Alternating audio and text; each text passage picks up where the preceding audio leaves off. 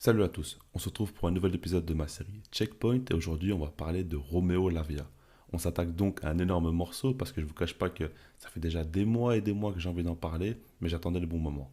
Je savais très bien qu'il allait être transféré dans un gros club et là c'est arrivé donc je me dois d'en parler. On va commencer dès maintenant par sa carte d'identité et Romeo Lavia est un 2004 donc il a seulement 19 ans. C'est un Belge qui mesure 1,81 m et qui joue au poste de milieu récupérateur. Maintenant, par rapport à son parcours. Il a été formé en Belgique, notamment du côté de Anderlecht, et très vite il a tapé dans l'œil de Manchester City parce qu'en 2020 il rejoint le club des Citizens et il joue notamment avec les U18 et avec les U23 et même un tout petit peu de temps de jeu avec l'équipe première sous Guardiola à l'âge de 17 ans. Ça prouve qu'il est précoce et il est tellement talentueux que Southampton le recrute déjà pour 22 millions d'euros alors qu'à ce moment-là c'est qu'une promesse. Ils le prennent et carrément il lui offre un rôle, on va dire, assez majeur dans l'équipe où il est titulaire et ça se passe très très bien parce qu'en première ligue, il enchaîne vraiment les grosses prestations et au point tout simplement où Chelsea le recrute pour 68 millions d'euros en 2023. C'est le transfert là maintenant qui est tout récent, tout chaud et par rapport à ça, on peut déjà se demander si c'est un bon choix ou non. Parce que tout talent que tu peux avoir dans ta carrière, si tu prends une mauvaise décision, si tu rejoins un mauvais club, ça peut vite être un point négatif et t'empêcher d'aller là où tu devrais aller. Et par rapport à ça, je ne vous cache pas que je suis très pessimiste. Quand je vois qu'il y a déjà Enzo Fernandez et Moïse Caicedo qui ont été signés pour plus de 100 millions d'euros à ce poste, tu te dis que la concurrence est plus que jamais présente et tu te demandes si vraiment il aura le temps de jeu qu'il devrait avoir. En tout cas, pour un jeune joueur comme ça, il a absolument besoin de jouer. Et là, la question, elle se pose. En plus, il signe un contrat de 7 ans, donc là, il s'installe quand même bien sur la durée. Et tout ça me fait un petit peu douter. Maintenant, on verra par la suite. En tout cas, on va parler maintenant du joueur. Et comme je vous l'ai déjà dit, ce qui marque chez lui, c'est sa précocité. Le fait est qu'il arrive vraiment à donner l'impression qu'il ne fait pas son âge. Tout simplement, on le voit jouer en première ligue dans le meilleur championnat au monde, à un très haut niveau, très sereinement, très tranquillement, avec beaucoup de qualité dans plusieurs domaines. Déjà, son jeu sans ballon, on voit que c'est un gars qui aime le duel. Il aime récupérer des ballons, il aime se jeter, il n'a pas peur par rapport à ça. Il y va et il est même dans l'anticipation aussi, donc il est plutôt complet. Maintenant, je ne cache pas que Roméo Lavia, pour moi, ses grandes qualités, c'est plutôt avec ballon. C'est là où vraiment il sort du lot parce que c'est sûr qu'en première ligue, il faut que tu sois physique, il faut que tu répondes à l'engagement parce que sinon tu te fais écraser. Donc il faut que tu arrives à faire ça, surtout pour un 6. Il faut absolument quand même récupérer des ballons et ça, c'est logique. Maintenant, le truc, c'est que lui, quand il a la balle au pied, c'est assez beau ce qu'il peut proposer, surtout déjà dans un premier temps par rapport à son jeu long. Il arrive vraiment à trouver des gars très très loin sur le terrain avec pas mal de précision.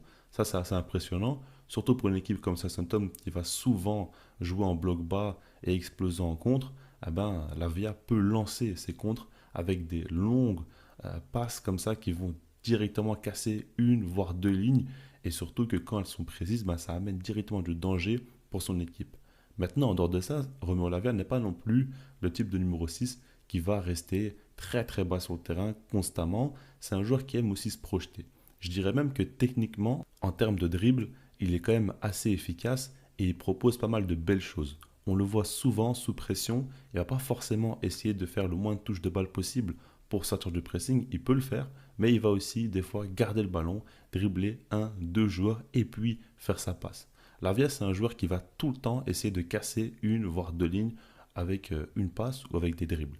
Il va toujours essayer de le faire et par rapport à ça, il veut toujours apporter quelque chose à la construction de son équipe. Il le fait constamment parce que ce qui me frappe chez lui, c'est que comme je l'ai dit, quand son équipe veut jouer en contre assez rapidement, bah ça, il peut proposer des passes longues. Mais imaginez que l'équipe en face joue en bloc bas, resserré, bah Lavia, il va beaucoup apporter à la construction parce que c'est lui qui va déclencher, on va dire, des passes, des décalages qui vont beaucoup aider l'équipe à sortir de ce bloc bas et à trouver des espaces tout simplement. Donc on voit qu'il est assez intelligent pour s'adapter à plusieurs types de situations parce que techniquement il est très très fort et parce qu'il est intelligent. Sa compréhension du jeu l'aide énormément pour son jeu sans ballon mais avec ballon aussi. C'est-à-dire qu'il comprend ce que l'adversaire fait, il comprend très vite les choses, mais avec ballon il est très créatif. Et ça, c'est quand même très très fort chez Romo Lavia. Ça fait qu'il arrive à s'adapter à tout type de situation et à apporter à son équipe constamment. Donc ça fait de lui un joueur qui est très jeune, mais qui a l'air d'être assez expérimenté, limite, vu comment il s'en sort très très bien, et par rapport à ça, ça frappe à l'œil.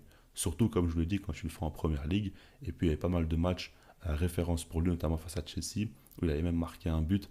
Et d'ailleurs, par rapport à ça, c'est vrai qu'il avait marqué face à Chelsea un magnifique but, mais globalement, c'est l'un de ses plus gros défauts. Sa qualité de frappe, souvent quand il tire, c'est vraiment pas fameux. Son équilibre n'est pas toujours top au moment de tirer, et puis souvent ça s'envole quand même assez haut. Ça, je pense qu'il doit absolument progresser là-dessus, surtout que c'est un gars qui ose. Il a beaucoup de personnalité, donc il va tenter pas mal de frappes, mais la plupart du temps, c'est quand même vraiment raté. Donc ça, il doit absolument progresser là-dessus. Mais en dehors de ça, par exemple face à Arsenal aussi, il avait fait un gros gros match à l'extérieur, où il avait récupéré pas mal de ballons, il avait embêté. En fait, Lavia, quand il est dans un grand soir, bah, il peut embêter n'importe quelle équipe et vraiment travailler un milieu de terrain à lui seul, ce qui est assez fou parce qu'il a la capacité de pouvoir récupérer beaucoup, mais une fois qu'il a le ballon, il va faire du mal aussi de par sa qualité de dribble. Et puis, c'est aussi un joueur qui est vraiment très à l'aise. Il n'a aucune pression. Si jamais l'équipe en face fait un gros pressing, comme on l'avait face à Chelsea, face à Arsenal, face à City, tout ce que vous voulez, il arrive toujours à rester calme, à contrôler le ballon, à orienter le jeu, et même des fois à faire des conduites de balle, on va dire, où il va surprendre l'adversaire, où il va se retourner d'un coup, il va faire des feintes de corps, etc. Il va varier un petit peu tout ça, il va toujours réussir à s'en sortir, et il a très peu de pertes de balles, ça il faut le prendre en compte. Donc par rapport à tout ça, Lavia c'est quand même un joueur très très talentueux. Je ne vous cache pas que selon moi, c'est l'un des joueurs les plus talentueux à ce poste. Maintenant, je me demande si le poste de 6 pur, c'est ce qui lui correspond le mieux. Je dirais plutôt qu'il doit jouer dans un double pivot, mais il doit avoir cette liberté de pouvoir quelquefois se projeter aussi. Alors, je ne sais pas si il peut carrément devenir un numéro 8, je ne pense pas non plus, mais c'est un joueur qui a tellement de qualité balle au pied, techniquement, il est capable de dribbler, etc., qui peut quelquefois, pas mal de fois même, se projeter et apporter plus haut sur le terrain. Donc ça, il faut le prendre en compte. Et par rapport à ça, ben, Chelsea, dans ce double pivot, il pourra avoir les deux rôles, le joueur qui se projette un peu plus, comme le joueur qui va rester plus bas. Maintenant, il ne faut pas non plus exagérer. Ça reste quand même un 6, mais dans l'idée, il peut faire un peu plus qu'un simple 6. C'est ça que je veux dire par là. Et donc, on va voir comment ça va se passer. Je ne vous cache pas que, comme je l'ai dit, moi j'ai des doutes par rapport à son choix d'aller à Chelsea, alors que par exemple Liverpool lui aurait proposé beaucoup plus de temps de jeu, assurément, je pense. Et par rapport à ça, il faudra voir comment ça va se dérouler. Mais en tout cas, par rapport au talent du joueur, je n'ai aucun doute. Il a seulement 19 ans. On verra aussi en sélection s'il va pouvoir s'imposer ou non. Il y a quand même de la concurrence aussi. Mais son avenir paraît quand même assez radieux et on va suivre ça de très très près. Je vous laisse là-dessus, puis sinon moi je vous dis peace.